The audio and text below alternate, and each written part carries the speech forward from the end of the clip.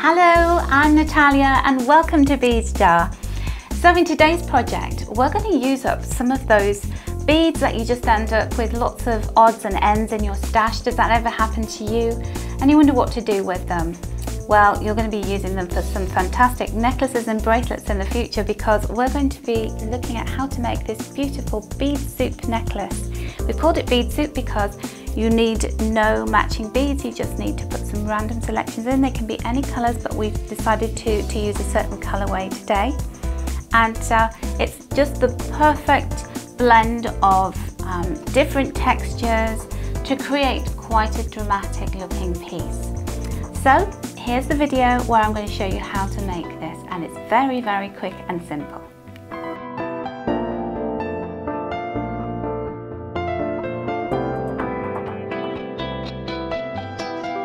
So here are all of the ingredients that you're going to need to make this bead soup necklace. So first of all, you need your beads, and they need to be just a random selection of beads. They can be any colour palette you choose.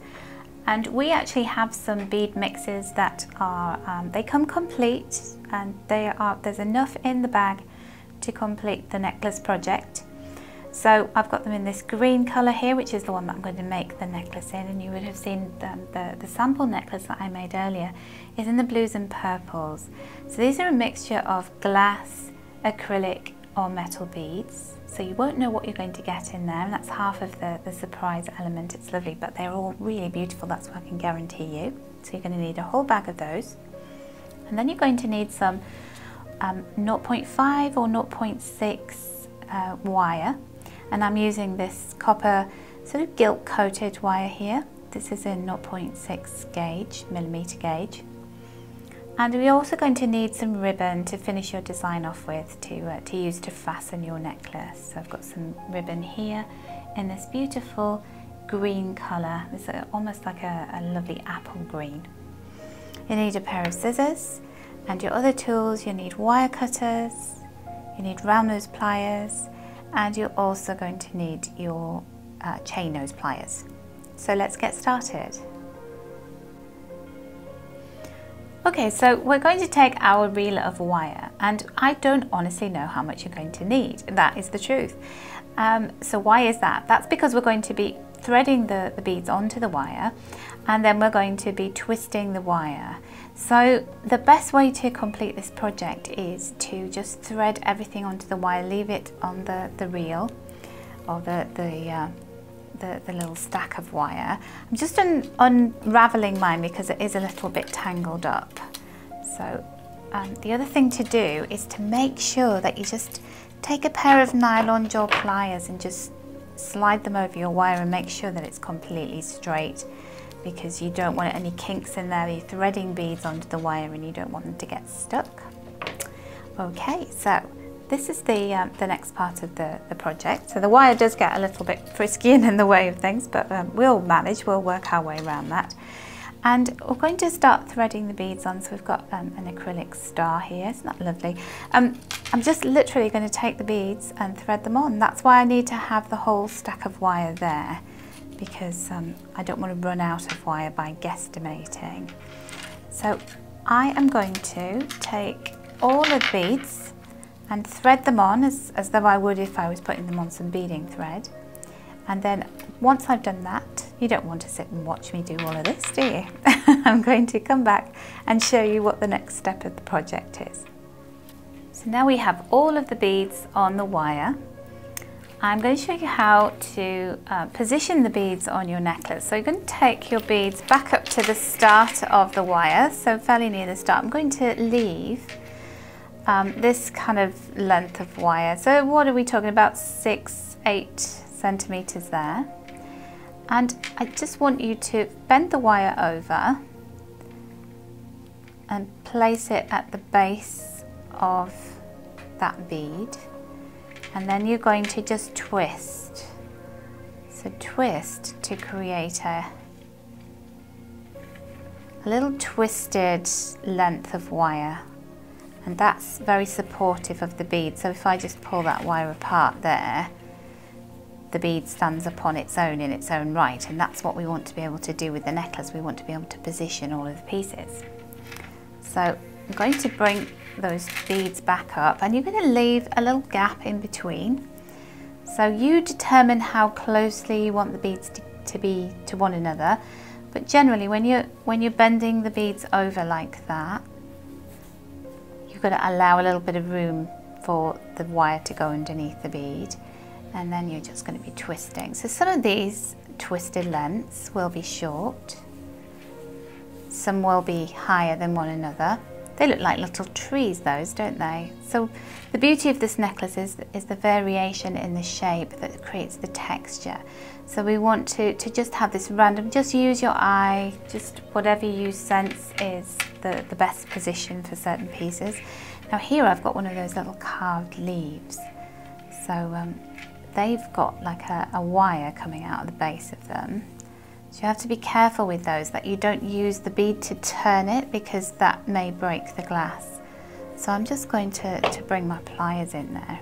If you get a piece like that, you just want to use your pliers to turn the wire, and to get it to keep that bead in place. Okay, and then we have all these different sizes of beads. So when you have a smaller bead, you can either do it like that so that the bead is standing upright, or you can have the bead being vertical, horizontal, however you want it. And again, deciding how tall you want that to be according to the number of twists that you place in it, and just allowing between 2 to 5 centimeters between each of the pieces. So you're just going to go all the way along until you get to the other end of the length of beads, and you've wrapped all of those pieces, and then join me again and I'll show you how to complete your necklace.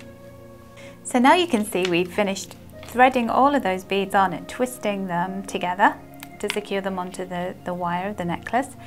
And this is the next stage. So we're going to fold this in half, or bend it in half, should I say. So I'm just taking a rough center point for the beads, and then I'm going to just pinch that end together. And I'm going to take the center point, so the two wires together, I'm just going to twist them like that. Do this gently because you don't want to break your wire at this stage, okay? So you're going to twist those. And then anywhere where you see that you need to unite the two pieces of wire together, you're just going to twist. So you're going to do that all the way along. You may need to just adjust the position of some of the beads so that you can twist the wires in. And just keep doing that until you've got all of your wires secure. And don't worry too much about the beads and the position of them, as they are on this on these little twisted, almost like little branches coming out of the central wire. You just want to make sure that both of these wires are nice and securely attached to one another through the twisting. So you might need to do that at various parts. So you decide, you be the judge of that, and just make little adjustments along the way.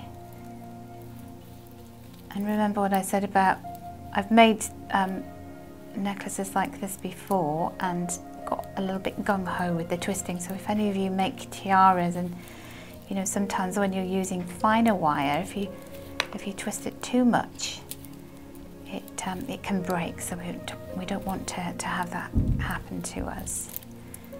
So I'm just going to keep doing that all the way along until we get our wires really closely connected. So we've got all of our two ends of the wire connected together, and now the fun part. So I'm going to start to position these beads and decide which is the front facing part of our necklace. And the great thing about this wire is it's soft enough to be malleable and strong enough for you to pose and position the beads to give them a bit of life. So I'm going to put them in. You'll want to do this as well once you've finished your necklace. When you're wearing it, you may decide you want to have your beads facing in a different way, looking upwards, downwards, whatever. So once we've done this, and we've got them exactly how we want them, you can see how doing the different lengths of these little branches makes them more interesting. It's really got a lot of life, this necklace. It's got so much dimension, and the wonderful thing is the decision of the actual palette of beads and colours. So that's all made for you because of the beads in the bead mix or in your stash. So those are one of a kind. Nobody else will have a necklace like this, will they? Okay, so when you finish that, you can see it's quite full. Isn't that beautiful? It's very, very spring-like this, isn't it? All the colours, really, really lovely. And now we need to create the fastening. So we've got some excess wire here. So we're going to use that for to create some loops. So I'm going to take my round nose pliers. Before I do that, I'm just going to straighten the wire out with the nylon jaw pliers. They are such a wonderful tool. And then I'm going to just bend the wire over my round nose pliers to create a loop, and hold on to the loop with my round nose pliers, and then just feed the wire around the base of the loop just to create a loop for my ribbon to go through. So doing that a few times, and you'll do it more neatly than I will because I'm just trying to do this quickly to show you. So once you're happy with that, just take your wire cutters. You can cut the wire flush to the edge of the wire wrap, and then if you need to, you can just put your round nose pliers in and make that loop very, very round. And then at the other end, so now I'm just going to finish off the other end and place this piece of wire that I cut off my long reel of wire. I'm just going to pop it in there, just give it a couple of twists, wrap it around those two branches a couple of times, and then use my nylon jaw pliers just to straighten that wire out. Just like we did at the other end, I'm going to create a wrapped loop. Pinch those two wires together and then pass it over the top of my pliers, and then wrap the wire around several times to create a wrap loop on the other side. And then once I've done that, I'm going to trim the wire off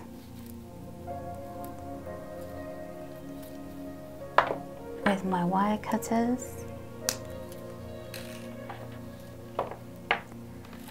If the wire's ever sticking out, just rock your pliers over it, and that pushes the wire down and stops it from snagging your skin or your clothes. And then use my round nose pliers just to make that loop nice and round. And now I can attach some ribbon. So I've got some beautiful apple green coloured ribbon. I'm going to take some scissors and just cut off a length of this ribbon. And then obviously this depends on the size of the necklace that you want. I like to have my necklace, I don't like to wear them too high up, so I like to have it a little bit further down. I don't like them like a choker, I prefer them more sort of average length, so it's just sitting lower than my collarbone. And I'm going to thread that ribbon through there and through your other loop, and it's just got a little bit tangled up there. Let's just get the ribbon. So the only thing about the only thing about this necklace is it does tend to want to grab hold of the ribbon. And then when we've done that, you're ready to just pop it over your head, and then you would just tie the ribbon in a bow to complete and secure your necklace in place around your neck. Doesn't that look beautiful? It's like some kind of forest dream, isn't it? Like something out of one of the fairies in A Midsummer Night's Dream would have worn. But hopefully you will agree that this is a really quick and simple piece of jewellery to make from all of these odds and ends, but really gives it the wow factor and makes it a one-of-a-kind creation. So I hope you've enjoyed today's video, and I hope you'll have a go at making your own bead soup pieces. Do let us know what you thought of the video by commenting below. Also have a look at the show more section where you can find out how to order some of these beautiful bead mixes that we have in different colour palettes. Like this video, subscribe to our channel so that you don't miss out on any of the other tutorials that are coming your way, and we'll catch up with you soon with another tutorial. Bye for now.